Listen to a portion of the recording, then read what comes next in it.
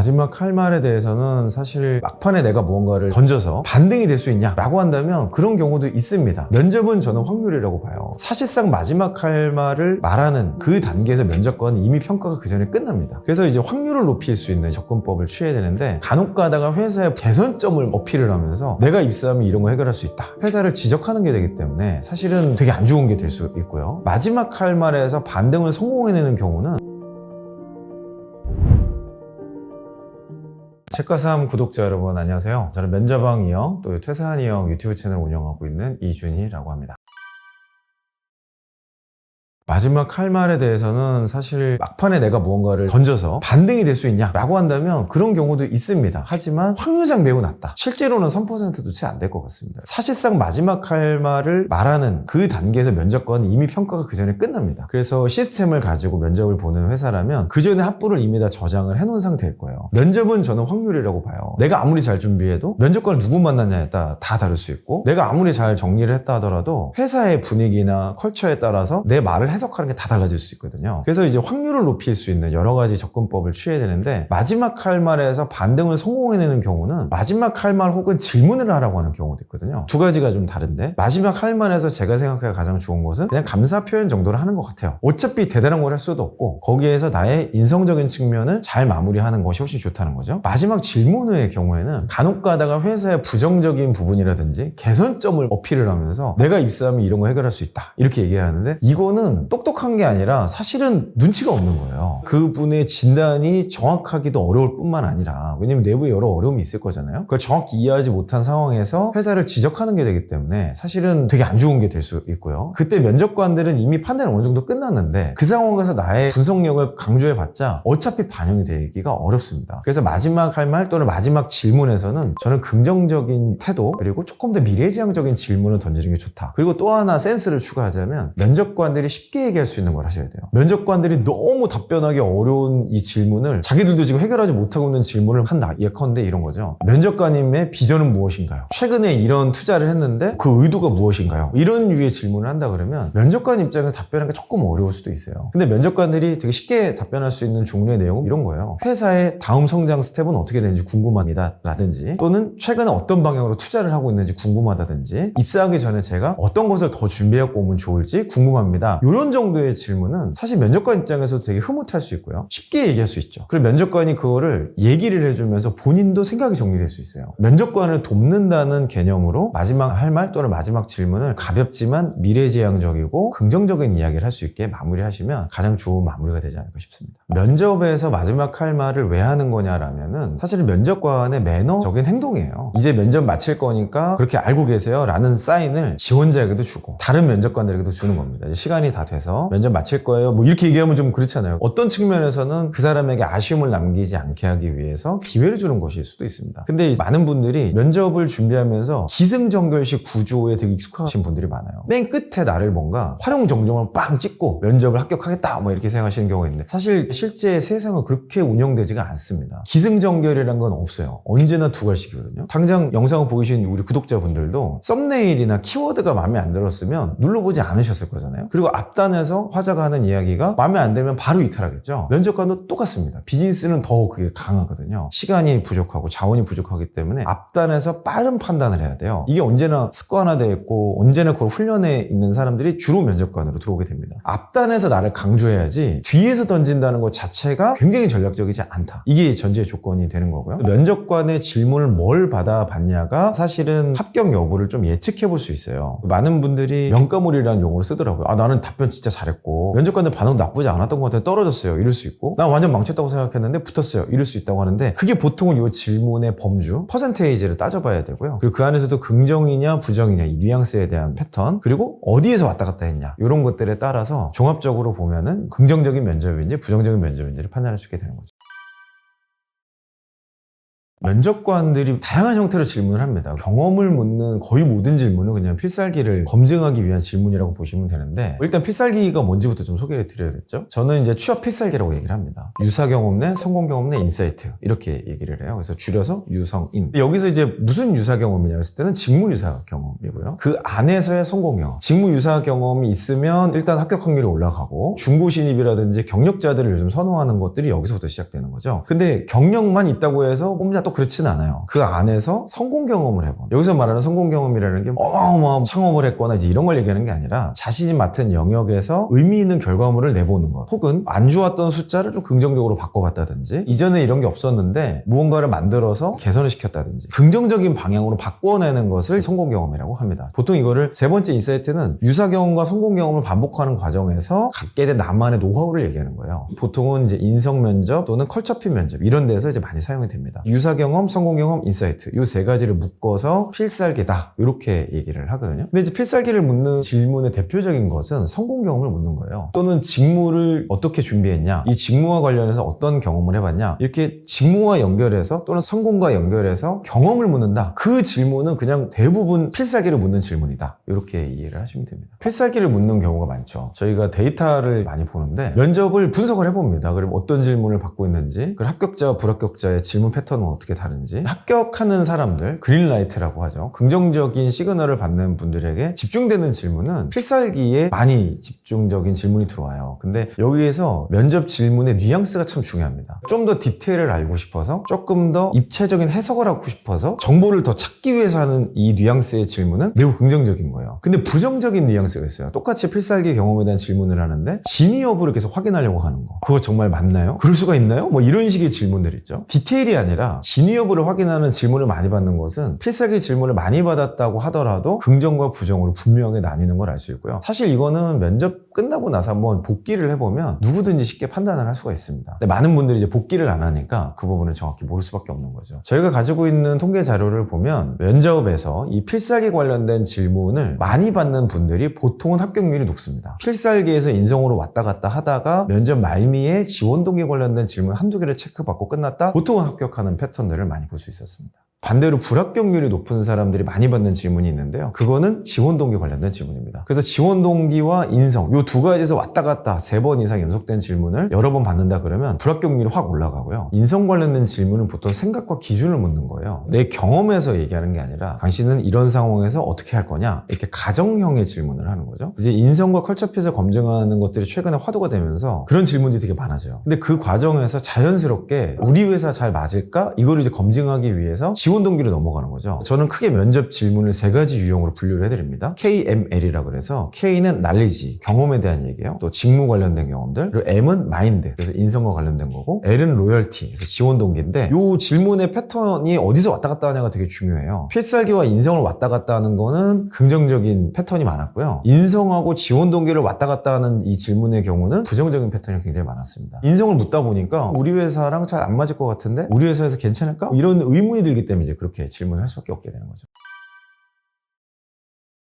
예전에 취업 준비 방식이 뭐가 준비되고 뭐가 준비되면 최종 합격이 될 거야 라는 일종의 인식이죠. 한국의 교육 프로그램이라든지 입시 프로세스 익숙하신 분이라면 당연히 그렇게 생각할 수 있고 또한 10여 년 전까지만 해도 뭐 틀린 말도 안 했던 것 같아요. 어느 정도의 스펙이 준비되고 또 자기소개서가 작성이 되고 면접을 잘 준비해서 최종 합격을 하면 커리어가 시작되는 거죠. 근데 제가 생각하기에 한 10여 년 전부터 점진적으로 계속 변경이 있었던 것 같습니다. 자기소개서에 대한 의문, 과연 자기소개서로 이 사람의 생각이나 자기를 소개하는 내용을 정확히 판단할 수 있냐라는 것이 기업들 사이에서도 의문이 발생되기 시작했고 또 각종 스펙에 대한 것들도 의문이 발생하는 거예요. 어떤 자격증이 있으면 그 일을 잘할 수 있느냐, 관심사까지는 동의가 되지만 그 관심사가 그 일을 잘할 만한 일이냐라고 한다면 전혀 그렇지 않은 현상이 일어나는 거죠. 그러던 와중에 2가지 이슈가 동시에 일어난 거예요. 하나는 다음 세대의 문해력 이슈, 글로 자신을 표현한다는 게 익숙하지가 않은 거예요. 2번째는 AI의 발전. 이제는 내가 글을 쓰거나 나를 표현한다는 어떤 것보다 이 기술을 잘 활용해서 나를 요약 표현하는 게 훨씬 더 중요한 시대로 변화되고 있는 거죠. 그러다 보니까 기업 입장에서는 자소서에 대한 의문이 계속 생기는 거예요. 그래서 자소서에 대한 평가를 어떻게 할 것이냐에 대한 말들이 굉장히 여러 의견들이 분분했던 것들이 사실이고 또 자소서는 대기업 기준으로 말씀드리면 정말 많은 사람들이 지원을 합니다. 근데 그 많은 사람들을 다 읽어볼 수가 없는 거예요. 근데 이제 지원자 입장에서는 내가 열심히 썼으니까 평가관들, 인사팀들이 이걸 잘 읽어줄 거다 이제 이렇게 생각하는 거죠. 하지만 실제로는 그럴 수가 없습니다. 있습니다. 대기업에 지원하는 사람이 작게는 수만 명에서 많게는 수십만 명이거든요. 그 많은 사람들이 1500자 정도 되는 자소서 문항을 4-5문항을 제출한단 말이에요. 어마어마한 분량이에요. 그리고 봐야 될 게 자기소개서만 있는 게 아니라 이력서도 있죠. 다른 각종 문서들이 어마어마하게 많습니다. 그러니까 이런 것들을 다 해석하는 게 불가능하기 때문에 일반적으로 기업에서는 네거티브 셀렉션이라는 방법을 써요. 어떤 요소가 겹치면 그냥 불합격시킨다. 불합격 전제 조건만 달아놓고 서류 전형을 진행하게 되는 거죠. 그러면 이제 사람을 뽑는 타이밍이 언제냐? 그거는 면접 전형이에요. 그래서 면접은 포지티브 셀렉션 기법을 씁니다. 자소서에서는 합격할 이유가 있어도 불합격할 이유도 있으면 떨어지는 형태가 좀 더 확률이 높고요. 면접에서는 불합격할 만한 내용이 있다 하더라도 확실히 뽑아야 될 내용이 있다. 이게 더 크다라면은 이 사람을 선택하는 방식으로 점점 진화하게 된 거죠. 이제 흔히 구조화된 채용 시스템이란 말을 하는데 구조화된 채용 시스템이 딱 그 방식이에요. 회사 내에서 우수했던 사람들, 좋은 성과를 냈던 사람들을 분해하는 거죠. 그 사람의 경험은 뭐다. 그 사람의 생김새는 어떻다. 그 사람의 성향은 어떻다. 이런 것들을 나름의 통계 작업을 계속 해나가는 거예요. 인사팀이 하는 일이 이제 그런 일입니다. 그래서 그 사람과 최대한 유사한 프로토타입을 만들고 거기에 확률적으로 일치도가 높은 사람을 뽑는 거예요. 그러니까 스펙이라는 것 자체는 아무리 많이 준비해도 이 프로토타입에 맞지 않으면 붙을 이유가 없어지게 되는 거죠. 기업은 스펙을 잘 준비한 사람을 뽑고자 하는 게 아니라 우리 회사에 와서 좋은 성과를 낼 사람을 뽑고 싶은 거예요. 이거를 어찌 보면 이제 가점주의라고 얘기합니다. 근데 입시라든지 대한민국에서 지금까지 살아왔던 방식은 감점주의라 그래요. 어떤 스탠다드를 딱 정해놓고 여기까지 다 도달한 사람만 뽑는 거예요. 근데 비즈니스나 세상은 그렇게 구성되어 있지 않거든요. 모든 게 별로야. 하지만 한 분야가 특출나면 그 사람이 뭐 대단한 사람이 되는 거예요. 점점 그런 것들이 더 강화되고 있는 추세이기 때문에 기업은 가점주의를 채택할 수밖에 없습니다. 더 전략적이고 더 자신들만의 엣지를 살리려면 내가 강점 있는 거, 내가 잘하는 것을 극대화시키는 거. 이게 전략적인 건데 기업도 이런 것들을 너무 잘 알기 때문에 결국에는 이걸 판단할 수 있는 위치는 면접밖에 없는 거예요. 그래서 이제 면접이라는 것을 먼저 준비하고 그 면접을 준비하는 과정에서 자기소개서에 어떤 내용을 쓸 건지를 거꾸로 쓰는 것이 훨씬 효과적이고 다양하게 또 범용성 있게 접근할 수 있다고 보는 거죠. 또 하나는 이제 우리가 단계적인 취업 준비 프로세스를 하게 되면 어떤 문제가 생기냐면 공백기가 계속해서 양산이 됩니다. 결국 취업 여부는 면접에서 결정이 나거든요. 서류 전형을 합격하기 위해서 취업 준비하는 사람은 없잖아요. 결국에는 면접에서 합격하지 못하면 계속해서 취업 준비 기간만 늘어나게 되는 거예요. 이거는 경력도 마찬가지고 신입도 마찬가지예요. 내가 자소서를 열심히 해서 자소서는 붙었어. 근데 면접을 갔더니 떨어지네? 그러면 또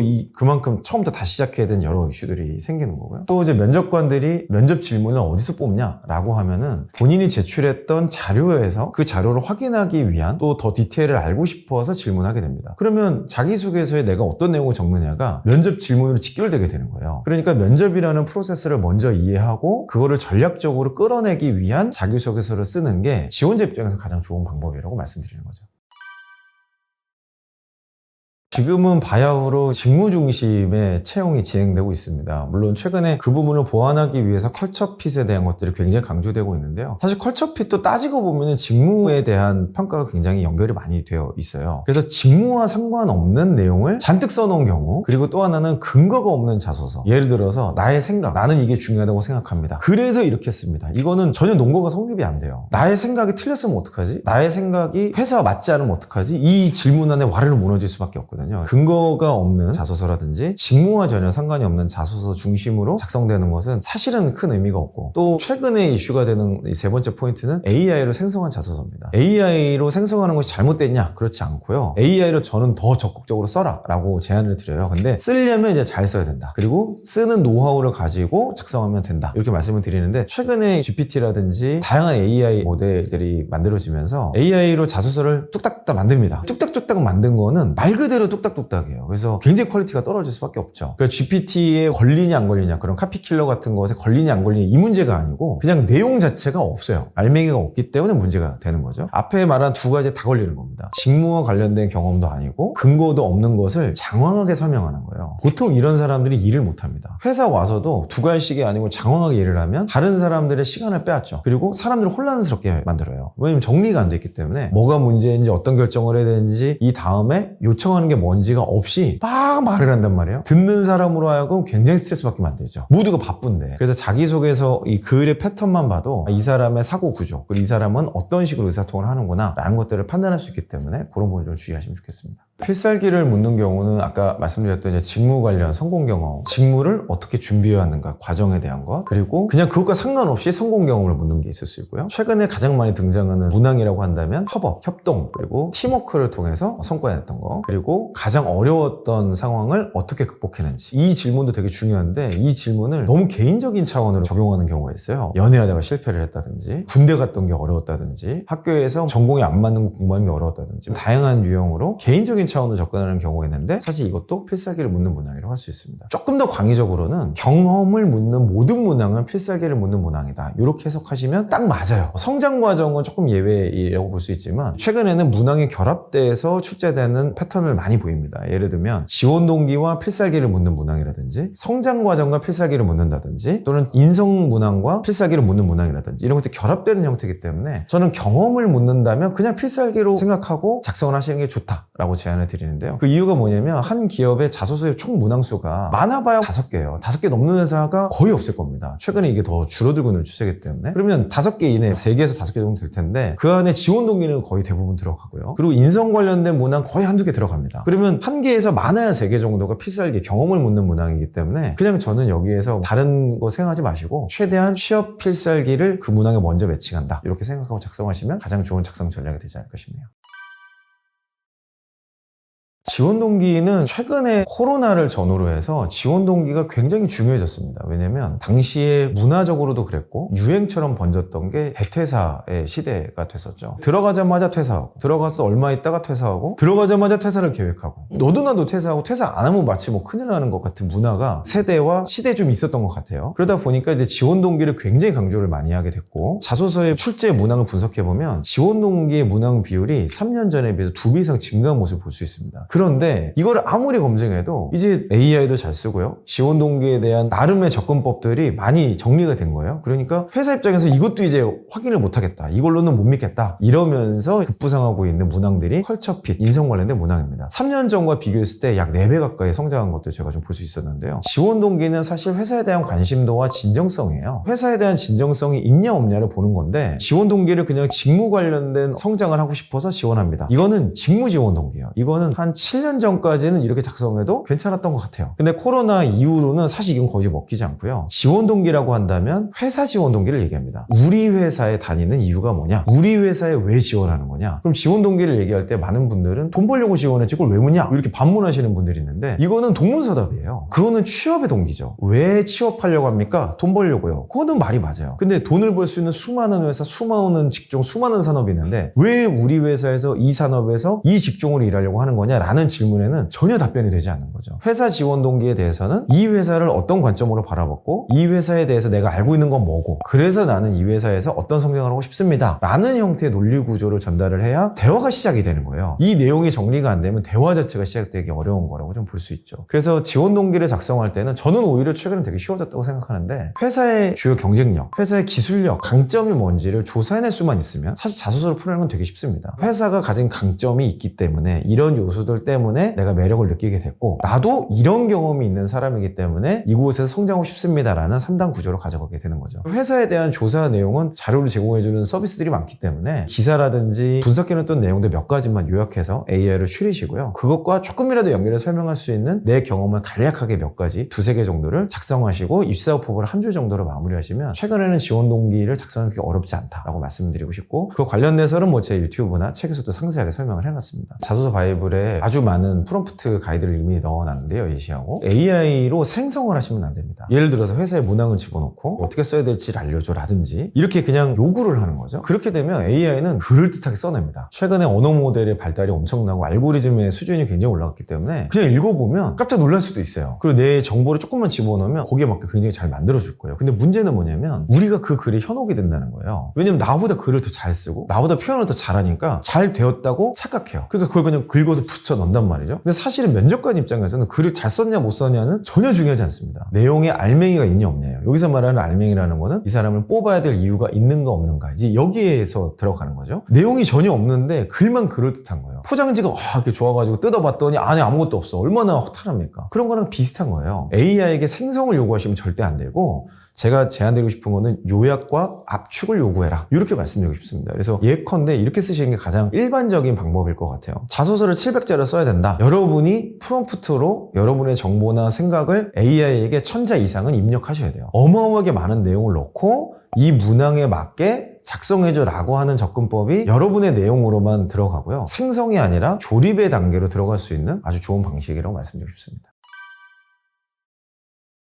경제가 어렵습니다. 그리고 이 경제가 빠른 시간 내에 회복될 것이냐 그러길 바랍니다만 그렇지 않을 거라고 보는 경제학자들이 굉장히 많죠. 또 현장에서 보여지는 여러 가지 상황들을 봐도 당분간 쉽지 않을 것 같아요. 그리고 이것이 단순히 한두 차원의 이제 문제라기보다는 굉장히 복합적인 문제이기 때문에 저는 현실에 조금 더 냉철하게 바라보고 지금은 이전에 성공했던 원리나 방식이 사실 안 맞는 시대로 점점 가고 있습니다. 그리고 긱워커라는 새로운 어떤 개념들이 막 등장하면서 더 이상 정규직이 큰 의미가 없다 라는 것들을 좀 강조하고 싶고요. 경력을 선호하는 패턴이 대기업부터 중소기업, 중기업, 스타트업 모든 영역에서 다 일어나고 있어요. 심지어 공기업조차도 그런 경우들이 굉장히 많이 보이고 있습니다. 예전에 부모님도 그런 말씀 많이 하시거든요. 첫 직장 대기업으로 가요. 그 뒤도 대기업이다. 지금은 그렇지가 않아요. 실제 대기업에서 합격하는 사람들을 보면 대기업에서 오는 사람들은 거의 없습니다. 대기업에서 갈 이유가 없죠. 이미 대기업에 다니고 있는데요. 회사 자체가 대기업 중에서도 어떤 영역에서 한쪽이 좀 죽고 한쪽이 좀 성장하고 트윈타워처럼 있는 경우는 이렇게 좀 왔다 갔다 하는 경우가 있을지 모르겠지만 모든 산업이 또 그렇지는 않아요. 대부분 대기업이 독보적인 위치를 차지하는 경우들이 많이 있어서 대기업에서 대기업으로 옮긴다? 이거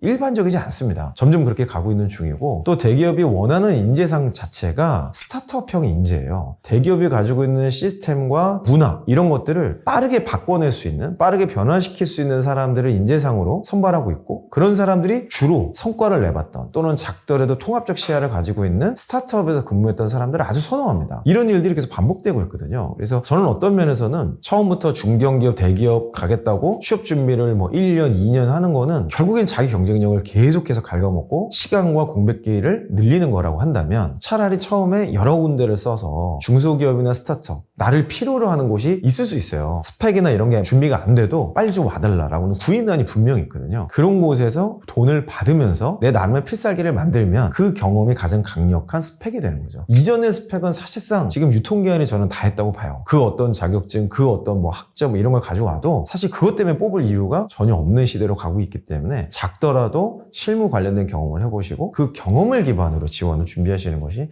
훨씬 좋다고 말씀드리고 싶습니다.